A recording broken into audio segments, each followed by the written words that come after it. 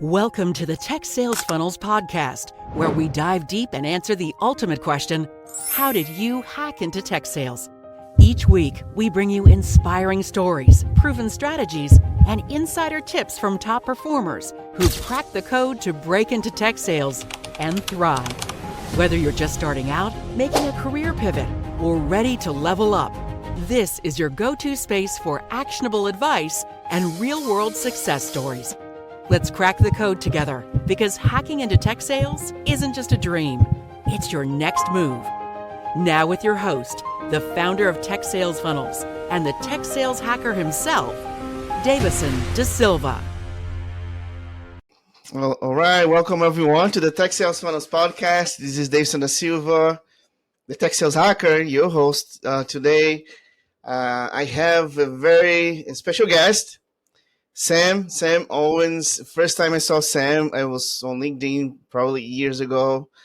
I love his posts. I love his content. He's a mix of little bit nerdy, super smart, but super funny, and his insights are on spot. And he's the author of "I Hate Job Interviews," which, by the way, I love the topic.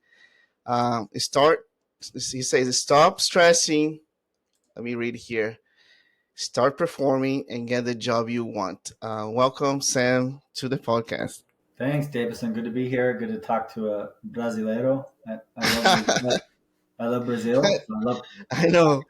We have so many commonalities, right? Before we do. Yeah. So it's speak Portuguese. We went to the same college. What else? Right. It's same amount of kids. Four kids. We do have a lot of things in common. Yeah. Yeah, a lot. Communication degree and all that. So I'm super excited to have you here. Yeah. I actually, when I started this podcast, I made a list of a bunch of people, and I'm like, you were on the top, by the way. Oh, good. Well, I'm glad we got to do this then. That's great. So today, it's all about interviews, and I'm interviewing you, but I want to be super conversational. In fact, I want to start at a very, very high level. Like, let's forget, I know you're a CMO, you are an author, you have your own coaching that you teach people how to better interview. But let's take all this stuff on the side. And who's Sam? Let's a very high level, so people from the listeners here can understand who you are. Yeah, grew up in California, born and raised. I went to school, 4 different schools for college. I went to the 3 BYUs, Idaho, Hawaii, oh, really? Provo, yeah. And then I went to Santa Monica College a little bit as well, because I moved down to LA for like 6 months because I wanted to be an actor. Okay. So I did that. See that. I did that for 6 months, and you can guess how it worked out. Now, and now I sell slushies for a living, so didn't exactly work out. But and then met my wife at BYU, Idaho. Me too. 4 kids, each kid born in a different state. So Virginia, Utah, Nebraska, now Colorado. We've lived here in the Denver area. It's hard to believe, 11 years. And we love it here. This is the place we want to be. Wow. But I work out of Salt Lake City. So I actually fly to Salt Lake every week, Mondays and Tuesdays, and then fly back. Oh, really? Weekly? Wow. Yep. Okay. But I always had this interest in writing and in kind of career development and that kind of stuff. I got involved in the previous companies I was with on extracurricular teams and committees and stuff like that as it related to those types of activities. So then that turned into a book called The 8 Career Skills You Didn't Learn in College, which I self-published. I could not get an agent to be interested in that book. I self-published it. One of the chapters of the book, one of the skills is called Evolving, and it was about resumes and interviewing and that kind of stuff. And that got a lot of the attention and a lot of the interest. One of the reasons I couldn't get published is because the agent didn't think I had enough followers. And so then I said, well, I guess I'm just going to start getting followers. And so I went onto LinkedIn and started making videos. And so I really honed it. So that by the time I pitched I Hate Job Interviews, I had the following. Oh, wow. I had the concept nailed. I had it all kind of a little bit more dialed in. So then HarperCollins came along and was interested in publishing the book. And that published, it's been a little over a year. and it's been great. It's, hopefully people tell me it's helpful to them. I hope that's the case. And so that's kind of my other side passion project, is helping people kind of transition careers or get better jobs or whatever it might be. And I've made, it's been great. I've made a lot of friends doing that, just people that I've coached and stuff. It's a very rewarding side thing that I'm involved in. That's awesome. That's what I do. Like, by the way, like I just love the people, I love the connections. Every client becomes a partner, and a friend. So it's really fun. Yeah, exactly. Yep. So you did not become an actor, but you became an author. That's right. Right? Yeah. I guess maybe that's Two my books. consolation prize. Yeah. 2 books, though. That's awesome. I'm actually writing my book, so we need to talk more about a little bit more definitely about that. I don't know if it's self-published, if I find a book deal and all that. Let's dive right into the book. Like, okay, how the title came about. Was that like a client? Was that you? Was that something personal? Well, I was before this book. I mean, I was coaching as well, and that was pretty much the sense I got as I coached people, is that they just hated job interviews. And a lot of them had been looking for jobs for a while. They'd been through several rounds of interviews, hadn't found it yet. They were just like, I hate this. And particularly those that are in kind of mid-career or transitioning, because, if they get laid off by a company or if they have to transition, it's very common that it happens. So as I tell people, it's no big deal. I mean, in the sense that it happens all the time. It's a big deal for them, but it's going to be okay.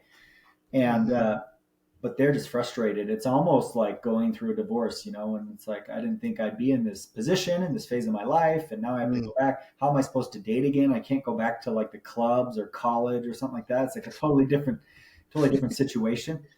And that's kind of how people feel when mid-career they got to go find another job. And so the title was like, I hate job interviews, because I felt like the reader could be able to immediately relate to what that book is all about. And so that's kind of, and I needed to be catchy enough to where a publisher would be like, yeah, that's kind of interesting. That could sell, 100%. Like, the title is amazing. It's like, and also I like the stick note though, right on the front, because that's kind of the promises right there. There's basically 3 big promises, right? Which that's the biggest worries of people, like the stress. Do I have to prove myself again? Like in the case of transition. I wanted people to feel like by reading the book the same way, or like working with me, that like after the going through the process, that they actually love job interviewing because they feel confident at it. They've learned the techniques, they've practiced, and they feel really good about it. And that's the goal anyway. That's what Interesting. I hope.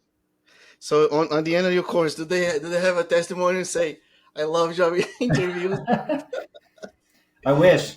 I have been pleased by some of the reviews on Amazon. Of course, like the first 25 reviews, I could tell who it is. Like all my friends, like text, they go buy this book and then write a review. But now I'm at 79 reviews. A lot of them I don't know, and they're coming through, and it's pretty cool and gratifying to see that they're saying, hey, this book actually got me ready for the job interview, and I appreciate it and stuff. So that's been rewarding to see that, Nice. I'm excited to read your book. I have not read yet.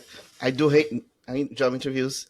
I have coached people for almost 20 years since college to get jobs and transition, to rebound, to do all that. And I have the same sense that in general, people don't like it. It's almost like they're being, it's like almost taking a test and then failing, or feeling like they're failing. That's right. Yeah, that's how they feel. Very, very, very intriguing. So okay, so is that okay if we talk a little bit more about the book? Like, let's talk about it. So let's go. Like, so the promise: stop stressing, start performing, get the job you want. I'm pretty sure that I listened to some of your videos on YouTube before this interview. Yeah. And tell us a little bit more about the book, and then like the how people can go about it. Yeah, I should say, one of the reasons I chose job interviews, there's a lot of topics you could choose, networking or resumes. One of the reasons I chose job interviews as a specific topic, and one of the reasons people hate job interviews is that there's really no, like, AI can't really save you, for example. And it's like AI can help you with the resume, and AI can help you like think through questions and stuff. But I don't see a world anytime in the future where people are going to say, no, we don't, we'll hire you without having an hour-long conversation with you face to face. I think employers are going to want to have a conversation with people face to face, and AI can only do so much, right? Yep, It's still you answering, telling your story. AI really won't do anything for you in that hour. You have to put in the preparation yourself, and it has to be you that does it. And so I think it's a very evergreen territory. It's very rich territory, and causes a lot of anxiety, right? Because the other component about job interviewing, here's one way to think about it, Dayvisson. If you, let's suppose you're married, but let's suppose you're not married, okay, anymore, or you go back to, before you met your spouse. If you, let's say tomorrow, you're like a young man, but tomorrow you're going to meet the person, your spouse, the person you're going to spend the rest of your life with and eternity with, right? Mm-hmm. You're going to meet that person. But here's the thing. This person has no idea who you are, doesn't know anything about you. And that, even further, you only get an hour to spend with that person. You have 1 hour to talk to that person. And in that hour, your job is to convince them something that they don't even know yet, which is that you're the perfect fit for them, that you're supposed to be with them forever. And so the question is, how would you prepare for that hour? My guess is you wouldn't watch Netflix the night before. You wouldn't, if you're a student, you'd probably skip school, even stop studying for the accounting final, do all those things, right? Because that hour is so important because it affects the rest of your life. Well, interviews, they're not as important as like your spouse, but careers are important. And one hour can determine how you spend the next months, days, years, decades of your life, just 1 hour. And so I think the premise of the book is, look, you really should take this seriously. You really should actually put in 10 hours of preparation for an interview that you have.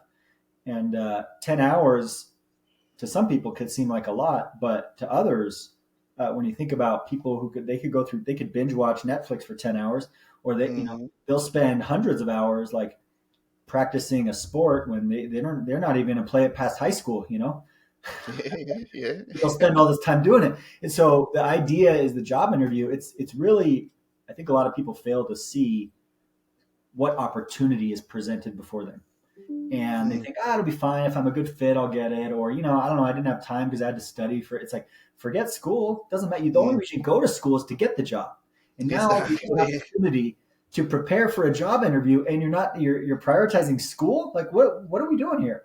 Yeah. So, that's the importance of it. So that's the other reason I it's so important. So I kind of create in this book a 10-hour, basically, preparation checklist of things that you can do. It starts with, kind of getting rid of the myths in your head about job interviewing that are not healthy. Big lies like, I'm not a fit, or, it doesn't matter if I prepare because they're just going to look at my resume anyway. All those things. Like, no, I didn't get the job because I wasn't qualified, which is not true. If you were asked to interview, you were qualified. So you didn't get the job because you didn't interview as well as someone else. That's why you didn't get the job. Interesting, yeah. So it kind of goes through that, and then it goes through kind of a networking. I call it getting inside information. In finance, getting inside information will put you in jail. But in job interviewing, getting inside information can be good if it's done the right way. It can be impressive. It can give you, make sure you're doing your research and talking to people, and it can be a very good thing in job interviewing. So I go about how to have informational interviews with people who work with the company or who know people that work with the company, that kind of thing. And then we start digging into the job description, assessing the skills, and then creating your story, your power stories. And power stories are basically the skills that the power stories are stories that demonstrate that you have the skills that they are looking for. And as you read through the job description, you can kind of see the 5 to 7 skills that they're really going to ask about. So you can start to develop stories associated with those Around skills it. in preparation. Some people do it the opposite way. They say, "Hey, I want to know every possible question I could be asked, and I want to come up with an answer." Well, you're going to be thinking through like 1,000 answers, right? Good So luck. Yeah. in this book, I tell people you ought to do 5 to 7 amazing stories, and then you listen for the type of question you're asked, and then you position the story a little bit differently for each question. But you can pretty much use these 7 stories, in the interview, Right. depending on what question you're asked. Then I go into different types of questions: scenario questions, case questions, weird questions, wacky questions. And then we go all the way through to negotiating a salary and kind of, negotiating your offer. So it kind of takes you through, hey, if you're going to prepare for a job interview, spend 10 hours and you ought to do these things, including practice, practice, practice, practice. I love how you started like painting a picture, like the framework of marriage, right? So the mindset of the interview, and then you mentioned that you have this 10 hours kind of a checklist prep kind of the deal, and then your communication, how you communicate your stories and all that. I like that flow. On the very very first step, like I love how you talked about the marriage. Would you say that this methodology can be actually applied to someone who's dating, like meeting someone, or is that like I'm thinking outside of the box? Like you're Yeah. not like a relationship coach here, but Yeah. Yeah. can Yeah. that be used? I hadn't thought about that, but there probably are some parallels. Yeah. Okay, okay, Being able to tell your story, kind of convey your feelings in a structured way, I think yeah, is important. I think yeah, the salary negotiation. You can imply what you want from that, Davison. But I think there is an element of when you think about dating and marriage, there's the element of like relationship. chemistry. There's Mm-hmm. an element of chemistry and love and irrationality that's wonderful and beautiful. And then there's also has to be this element of like rationality and like practicality. So I think some of the things uh, could apply. Yeah, yeah. I kind of joke and say that just because I try to coach people that an interview is like almost like you have to have it's a human interaction, and you have to have a relation, almost a relationship. It's like you Yeah. have to have a connection. Otherwise, people hire the people that they know. They saw their resume, they Yeah. know them really. They have to be likable on the interview, and then they have to trust, and that those buckets they have to be filled in 1 hour, like you said. Sometimes because the interviewer sometimes never met that person, never read about them, just have a piece of paper in front of them. They're jumping from call to call, and they jump on your interview. Boom. Yeah. So That's right. very very interesting. Now the 10 hours, 10 hours. Okay. Yeah. 10 Um, hours. That's how yeah, usually people react. I say right. 10 hours, they go, It's, 10 hours. Okay. I'm All saying, right. like, how do you structure those? Like, all right, so I got an interview tomorrow, I got 10 hours, or have an interview Friday.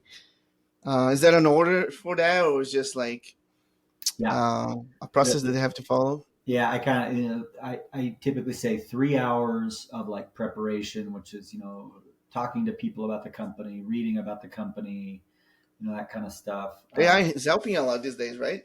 Yeah, What used to take like hours, now you can do a prompt and then you can do right. it You pretty have quick. Yeah. Yeah. I think the one thing that's critical is talking to people. A lot of people just want to do their research only online, Mm, but talking to people and reaching out on LinkedIn. Hey, do you have 15 minutes? I've applied for this job. I have an interview coming up. We'd just love to get your thoughts. Very useful. Not only because you learn things that Chat GPT or whatever other source is not going to tell you. You'll learn really what's happening at the company, and if you have an impressive conversation, you also now have a potential advocate, even if they don't have anything to do with the hiring decision. Someone might see him and say, "Hey, I heard you talk to Dayvisson. How was yeah. it?" Oh yeah, he called. Yeah, it was good. A really impressive conversation. Really good. He's really interested. Just those little hallway conversations matter.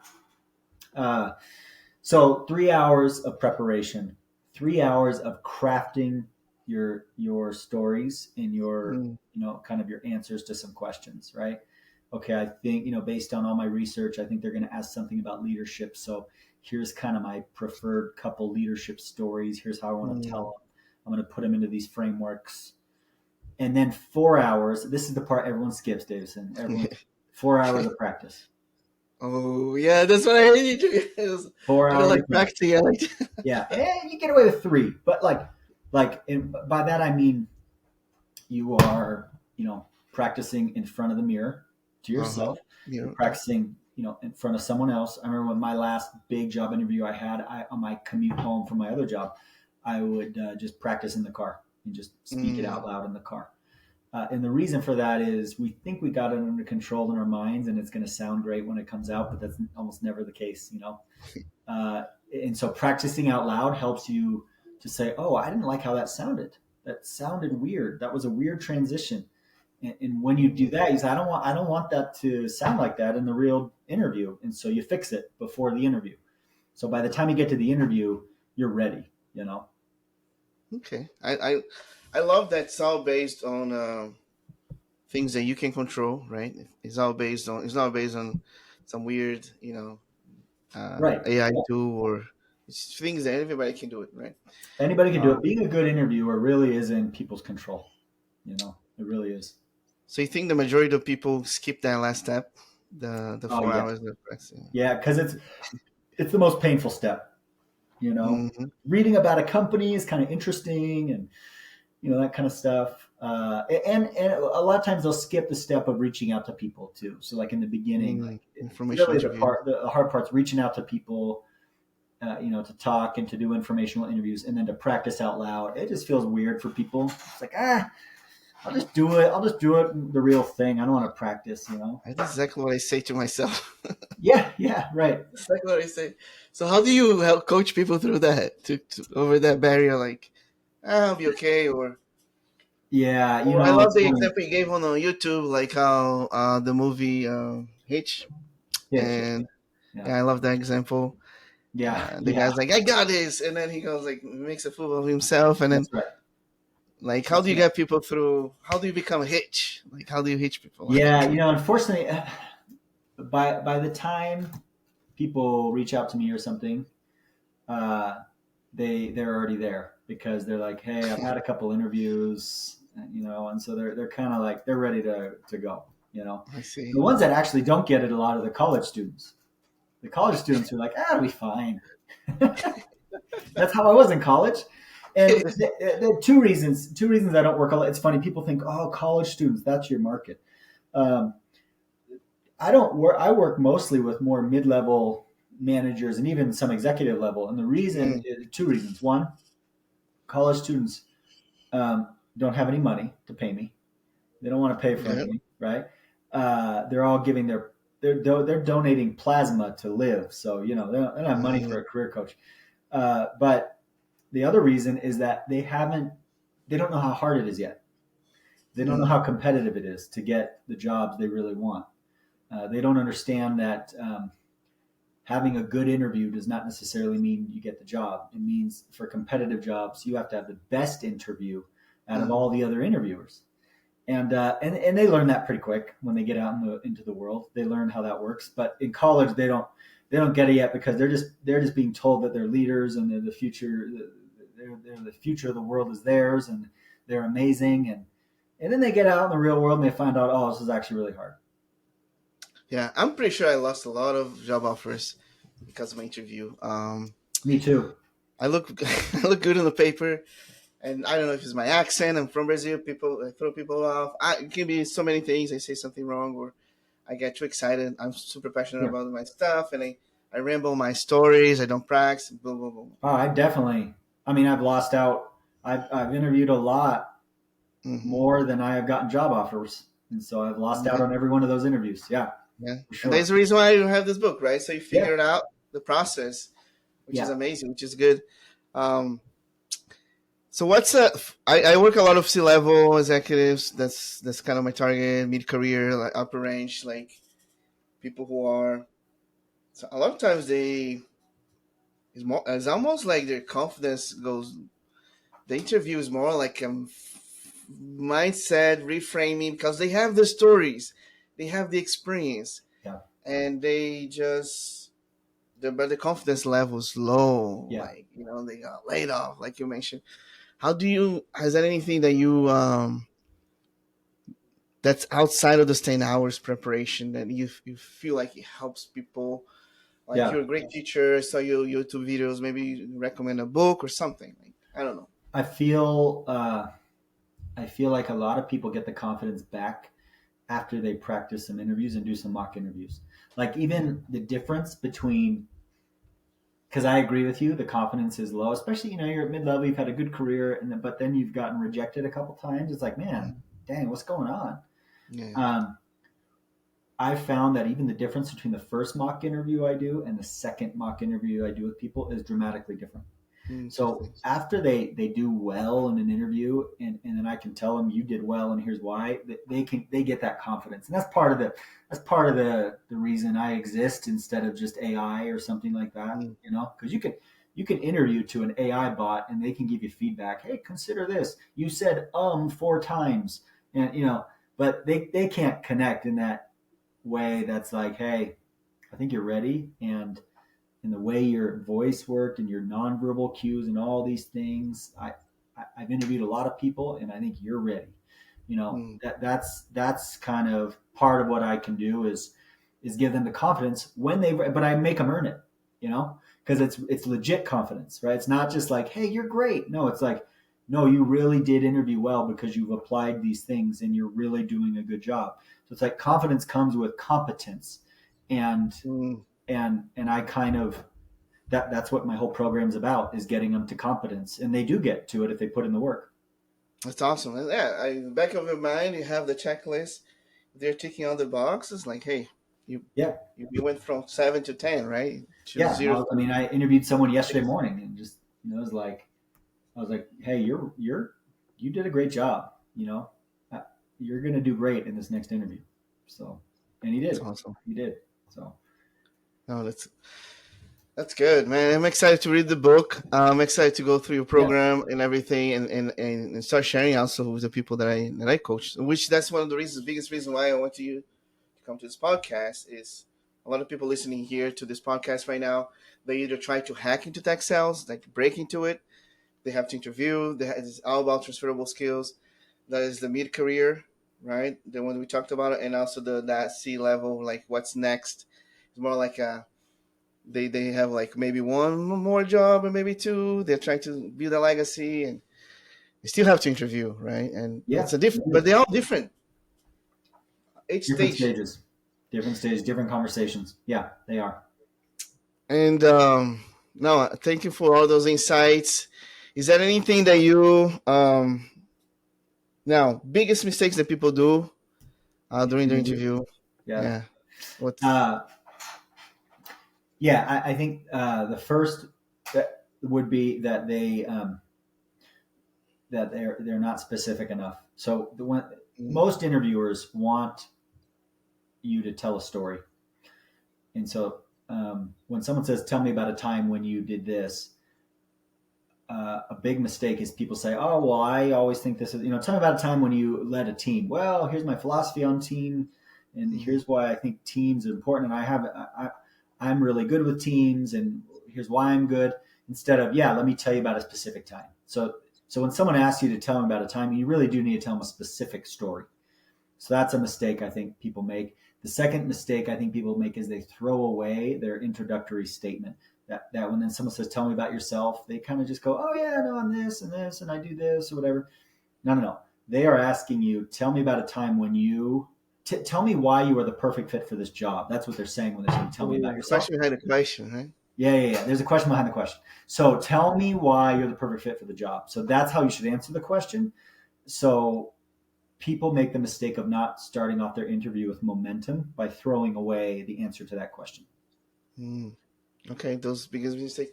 How about the biggest, like, if you can do this during the interview process? I have one I'll share with you later. Yeah.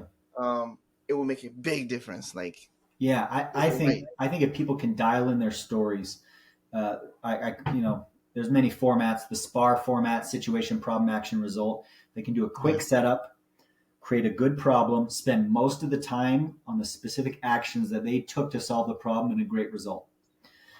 It sounds easy. It's actually not that easy to do really well. It's actually kind of hard. But if they can do that well, they're going to have a strong interview.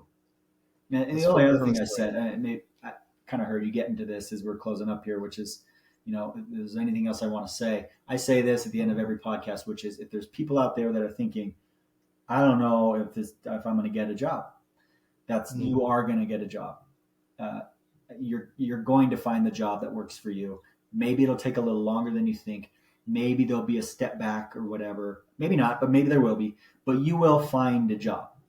Because I think when it goes 6 months, you start to feel like you're never going to find a job again, but you will. 100% of the people I've worked with do find a job. And even the people I don't work with, they eventually find the job. So that's my piece of encouragement. It's going to work out. You're going to find a job. It's going to be okay. Wow. Thank you so much for that closing. Sam, I know we came up on time here, and probably going to have to do a part 2 because this is a very important topic for everyone seeking for jobs. How do people connect with you? How do they get involved on your stuff? LinkedIn is the easiest way. Just connect me on LinkedIn or sam@samscareertalk.com. My website's Sam's Career Talk, but sam@samscareertalk.com is my email. Awesome. Thank you so much. Thanks, Dayvisson, for the interview today. Thank you. Yeah, appreciate it. Thanks for tuning in to the Tech Sales Funnels podcast, where we crack the code and uncover the strategies to break into tech sales. If you found value in today's episode, don't forget to subscribe, leave a review, and share it with someone who's ready to hack their way into this exciting career. Remember, hacking into tech sales isn't just a goal, it's a mission. Let's keep hacking, learning, and winning together. Catch you next time.